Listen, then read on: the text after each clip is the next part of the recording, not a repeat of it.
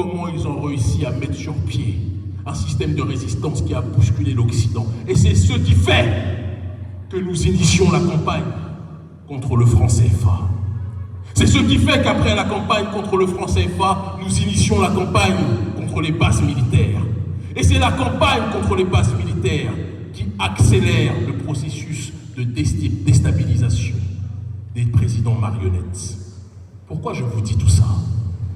Je vois plein de gens parmi vous qui regardent en rêvant de ce qui se passe au Sahel, en se disant c'est magnifique, vous les enviez. Il est temps d'arrêter d'admirer ce qui se fait loin et de réaliser que ce qui se fait loin, vous pouvez le faire encore plus ici.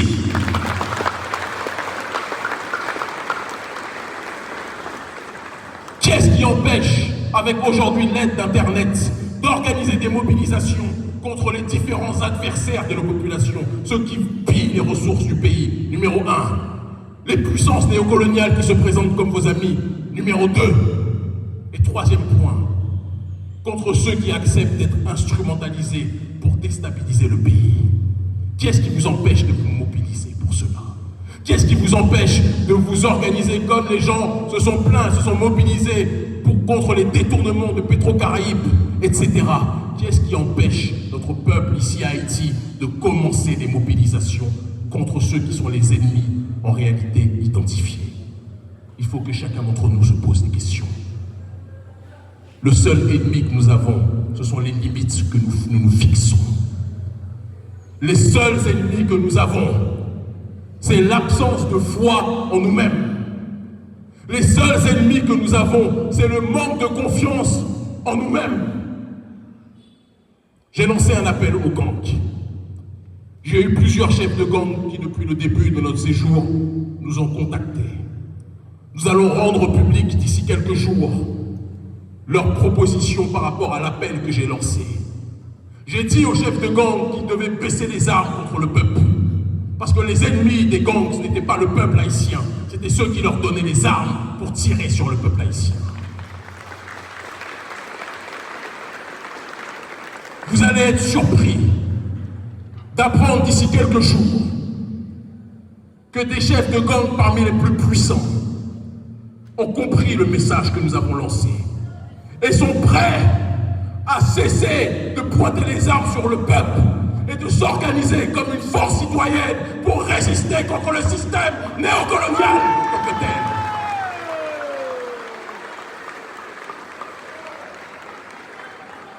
C'est pour ça que le gouvernement américain ne voulait pas que nous soyons là. C'est pour ça que le gouvernement français ne voulait pas que nous soyons là. Parce qu'ils veulent faire croire au peuple noir que l'ennemi du noir, c'est le noir en tant que tel. Mais quand le noir finit par comprendre que celui qui est en face de lui est son frère, quand il finit par comprendre que celle qui est en face de lui, ce n'est pas une personne à attaquer, à agresser, à violer, mais une sœur et une femme à protéger, la dynamique finit par changer. Si le prolétariat haïtien et les gangs comprennent qu'ils ont un ennemi en commun, comment pensez-vous que ceux qui sont en train d'occuper le pays, comment pensez-vous que ceux qui sont en train de coloniser les esprits vont fonctionner? Ils vont tous faire leurs valises et ils vont rentrer à Washington, à Paris, au Canada et ailleurs, parce qu'ils sauront qu'ils sont identifiés comme les forces déstabilisatrices du pays. Je ne fais pas partie de ceux qui se réjouissent quand l'Union africaine, qui a à sa tête un certain nombre de corrompus, en recevant les ordres des États-Unis, en recevant les ordres de l'Union européenne, envoie des militaires kenyans pour tirer sur les frères qui sont ici, qu'on appelle les gangs. Le problème, ce ne sont pas les gangs, le problème, ce sont ceux qui livrent les armes aux gangs en tant que tels. Le problème, ce sont ceux qui font en sorte que les gangs terrorisent le pays pour créer l'anarchie et que plus personne ne veuille venir ici à Haïti. Et c'est pour ça que j'ai fait partie de ceux qui se sont réjouis quand Donald Trump a dit qu'il voulait arrêter l'USAID. Certains ont pleuré, j'en connais. Certains se sont dit « Oh, on n'aura plus de financement », j'en connais. Mais il faut que notre peuple apprenne à vivre sans l'aide de ceux qui veulent nous voir noyer.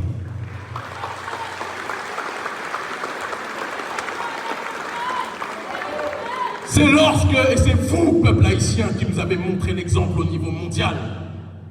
C'est lorsque l'esclave rebelle décidait de quitter la plantation, se retrouver livré à lui-même, dans l'incertitude, dans l'insécurité, dans l'instabilité.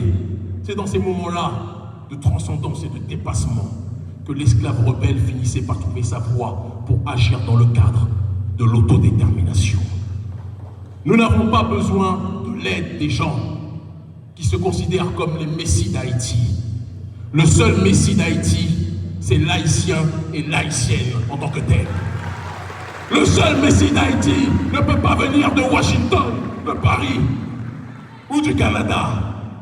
Le seul messie d'Haïti, c'est l'homme haïtien, la femme haïtienne, le jeune haïtien, la jeune haïtienne, la jeunesse prolétaire, la jeunesse universitaire, tous ceux qui sont sur ce sol, qui sont dans la diaspora et qui comprennent qu'ils ne peuvent respirer chaque jour sans penser à comment faire pour relever Haïti. Ce qui nous manque, c'est le rappel de ce que signifie le panafricanisme. La cérémonie du bois caïman, c'était l'unité de diverses esclaves rebelles, de différentes ethnies, de différentes approches spirituelles. Et ils ont décidé de mettre leurs désaccords de côté. Ils ont décidé de mettre leurs égos de côté. Ils ont versé leur sang. Et ils ont fait vœu commun de transcendance pour libérer leur population. Cet exemple-là a créé le panafricanisme. Cet exemple-là est la matrice politique, idéologique, culturelle du panafricanisme qui signifie l'unité des diverses formes d'africanité dans le but d'obtenir une collective souveraineté.